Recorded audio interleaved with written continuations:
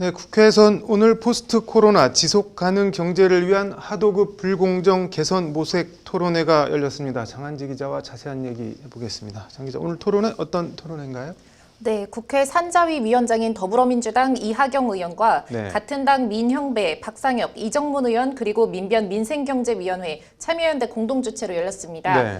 특이한 건 국회 행사인데 이 공정을 트레이드마크로 내세우고 있는 이재명 지사 사람이라고 할 수 있는 경기도 공정경제위원회 위원장 강신하 변호사가 이제 사회를 봤다는 점입니다. 이하경 위원장은 하도급법은 하청기업의 권리를 보호하는 최후의 보루라고 강조하면서 하도급 업체의 경영 안정과 원하청기업 간 상생을 모색하고 기존 제도를 어떻게 개선할 것인가 심도 있는 논의가 필요하다고 토론회 개최 취지를 설명했습니다. 네, 뭐 피해 사례들이 발표됐다는데 어떤 내용인가요? 네, 4가지 피해 사례가 있습니다. 먼저 한국조선해양 구현대중공업인데요. 이 원청인 한국조선해양이 납품업체인 삼형기계로부터 부정한 방법으로 기술을 탈취해서 제3업체에 유용한 뒤에 이원화하는 방법으로 이른바 납품 단가 후려치기를 했다는 것이 한국현 삼형기계 사장의 고발입니다. 애써 개발한 기술은 기술대로 탈취를 당하고 이제 납품 단가는 단가대로 깎이고 이중 피해를 봤다는 게 이제 그 사장의 하소연입니다. 또 다른 원청 삼성중공업의 경우는 2건의 피해 사례가 발표됐는데요. 삼성중공업 거제조선소에 배관 하도급 공사를 했던 청경산업 박기현 대표는 이 삼성중공업이 하도급 대금을 삭감하는 등 부당한 갑질 행포를 저질렀다고 성토했습니다. 또 다른 삼성중공업의 하청업체인 TSS-GT사 김동주 대표도 이제 원청의 갑질을 조목조목 비판했습니다. 계약도 없이 먼저 일을 시키고서 이제 공사 대금은 일방적으로 후려치고 또 추후 다른 공사로 적자 보전을 해주겠다면서 이제 어떻게든 일을 끝내도록 회유한 뒤에 또 나중에 공사 대금을 주지 않는 등 그야말로 할 수 있는 온갖 갑질을 자행했다고 김 대표는 목소리를 높였습니다. 그럼에도 이 삼성중공업은 피해 구제는커녕 법정 다툼으로 시간을 끌면서 이미 빈사 상태가 돼버린 하청업체를 말려주기는 전략을 쓰고 있다고 이제 말하는 등 이제 삼성중공업을 거세게 성토했습니다. 그 밖에 이근태 한국자동차 부품협회 이사는 자동차 부품업체의 이른바 전속거래에 따른 피해 사례를 발표했는데요. 이 현차와 같은 완성차 업체의 부품업체들이 전속거래라는 이름으로 매여 있다 보니까 이 우월적 지위를 이용해서 납품 단가 후려치기가 자행되고 있다는 지적을 했습니다. 그쪽 업계 말로 삼각비라고 불리는데요. 이 쪼개기 지급 그리고 기술 유용 및 탈취와 같은 이 갑질이 횡행한다고 합니다. 거기에 OEM 납품이다 보니까 이제 독자 브랜드로 국내외 시장에 진출하는 길도 사실상 막혀 있다는 점도 함께 지적했습니다.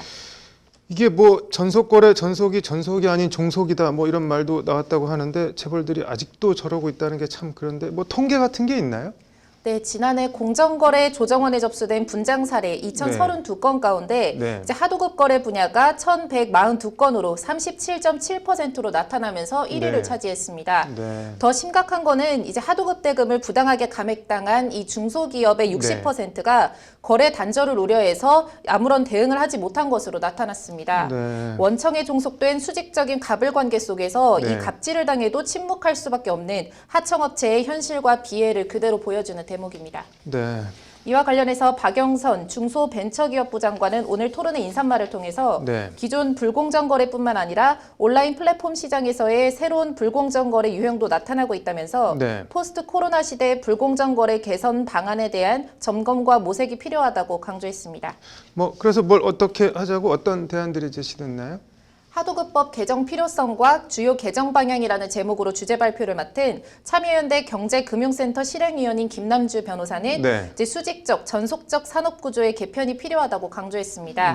강론에서 김남주 변호사는 하도급법 적용 범위 확대, 전속적 하도급 거래 강요 특약 설정 금지, 불공정 하도급 거래로 인한 피해 구제 강화, 하도급 공정화를 위한 행정력 강화, 법 위반 행위에 대한 제재 강화 등 현행 하도급법의 운영상 미비점을 개선 보완할 필요가 있다고 말했습니다.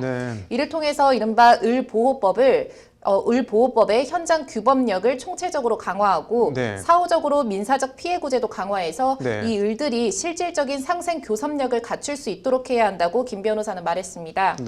그 밖에 민변 민생경제위원회 이주환 변호사는 대기업의 중소기업에 대한 기술 자료 제공 요구와 이제 유용 행위 금지 그리고 이를 실효적으로 담보할 수 있는 관련 법률 재개정 등을 대안으로 제시했습니다. 예를 들자면 기술 도용이나 이제 침해에 대한 입증 책임 전환 등 이제 다양한 방법이 제시됐습니다.